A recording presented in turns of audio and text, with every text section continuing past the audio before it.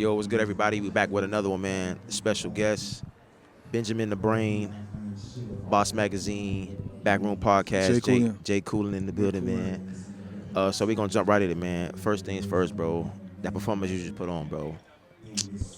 Yeah, you gotta. I don't even know. That's what you gotta. For sure, bro.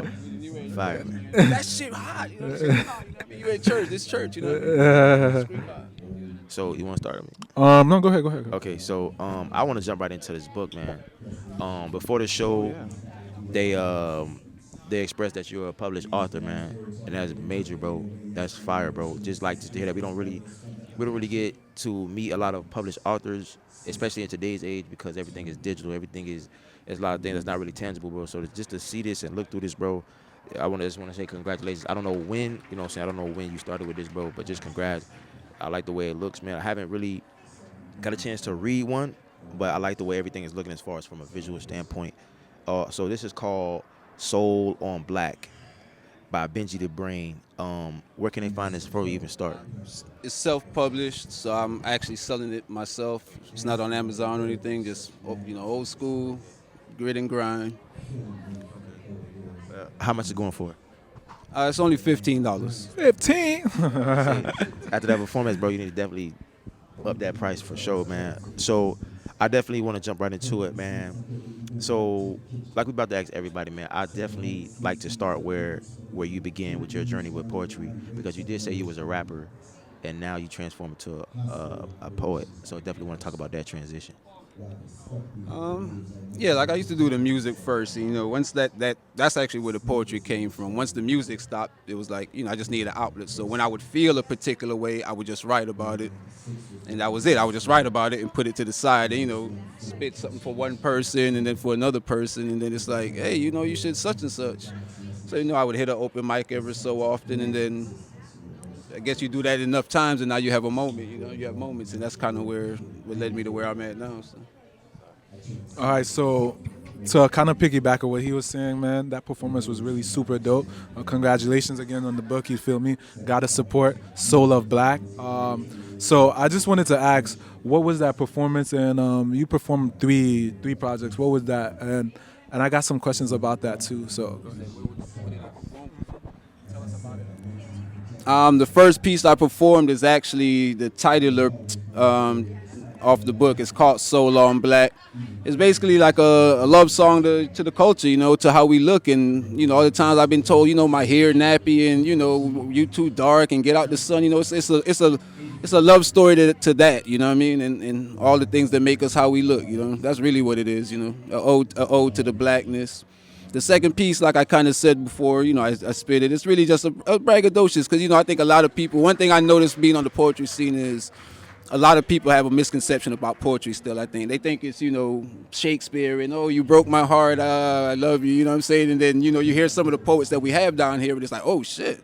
Like, I would listen to them like I listen to a rapper, you know what I mean? And that's where that piece comes from. Like, this what poetry do, this what my pen do. And the last piece was kind of just a self-reflection on the growth of, life and just looking at the knucklehead decisions and how things could have went one way or the other and, the growth that comes out of it. And when you grow at a particular age, if you would have grew at a different age, how would have you affected the people around you, more than anything. That's fire. I was gonna ask you about the performance. You said two things that were kind of key to my mind. You said about how you meditate to reach a different level, right? Yeah, so I wanted to ask you more about that, the meditation, and also you mentioned your mission. Do you feel like you personally have a mission, or is it a mission for the whole culture? Like, what do you mean by that? Okay, that's actually a bar in that piece right there. Because when you hear me say it, I meditate until I'm near happy, because meditation calms you down. But when you read it in here, it's spelled happy, H-A-P-I. That's the God of the Nile. So I meditate until I'm near happy, the God of the Nile. So I'm on some deep spiritual, poetically. But I do meditate, and I just think it's at worst it's just something that calms you, keeps you at peace, and something to just give you some moments of reflection, and at best, if you something that you really get into psychologically and you're really into it and you believe it, then you can go on some good trips, So I think it's that's a personal thing though, I think that's going to be a different answer for everybody. And the second question, my fault. Oh, the mission. Yeah, I think we all do. Well, yeah, I think we all have a mission, and I think a lot of times it's in the skills and the talents that we have, and then the people that it brings us across. And that's not just the arts. I think it's anything. If you fix cars and you're around people and you carry yourself a righteous way, then you'll interact with your clients, so on and so forth. Barber, artist, poet, and then enough people doing that collectively, we got a community. So one thing I did notice about your performance was your stage presence. A lot was going on as far as like the mic and things like that, but you pushed through.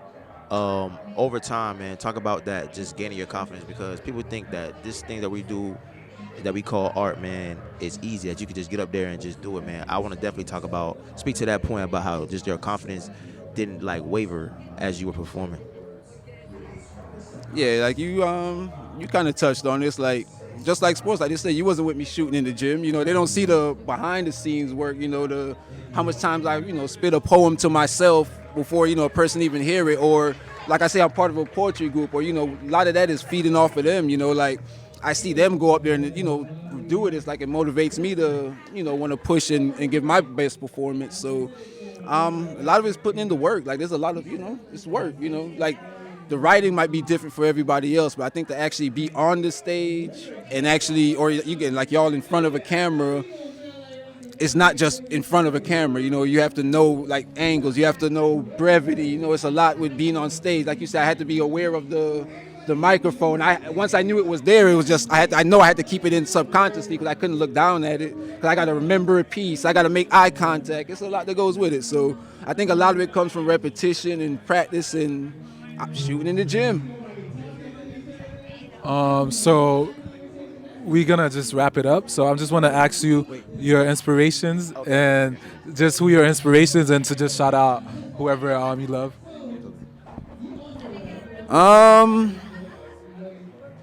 I don't know if I would say I have a poetry inspiration. I'm unorthodox when it comes to poetry. It's again, I don't have like high school poems and writing poem all my life type of poet, but there are poets that I'm huge fans of. One is Piff, who's performing tonight. All my Goat Pen members, Cadence, the poet, Bertrand Boyd, the third is one of my favorite poets. But I'll probably be up here naming 20 names. You'll run out of battery power, but I could stop right there. So real quick, that's what I wanted to get into, just real quick. Speak a little bit about the Go Pen Society, how you guys got formed and everything. So 4 poets walked into a bar, right? That's really what it was, though. See how that worked? But long story short, one of the members before we was even Goat Pen, we were just poets who liked each other's poems, and we would meet up at the local spots and kick it. So we'd always used to joke that we were forming like the Avengers. So the way it lined up one night, one member was supposed to go perform somewhere. He asked us to go check it out with him. Us 4 showed up. Nobody was there. No hosts, no poets, nobody. Just a bartender and 2 random people who didn't know a poetry night was going on. So we said, hey, let's just spit. We spit the poem. I had came up with the name the night before, and the rest is history. And that was like a year and a half ago, and we've been rocking ever since. Okay, wait, before you give the mic back, just tell the people where they can find you and how you can be reached and anything like that. Shout out whoever you want to shout out. You can follow me in IG, Benjamin the Brain. You can follow the group at The Goat Pen Society. I want to give a shout out to the team. Want to give a shout out to the city. We have a lot of talent down here. And yeah, that's it. All right, thank you, man. Thank you I for your appreciate the time. Sure. All right.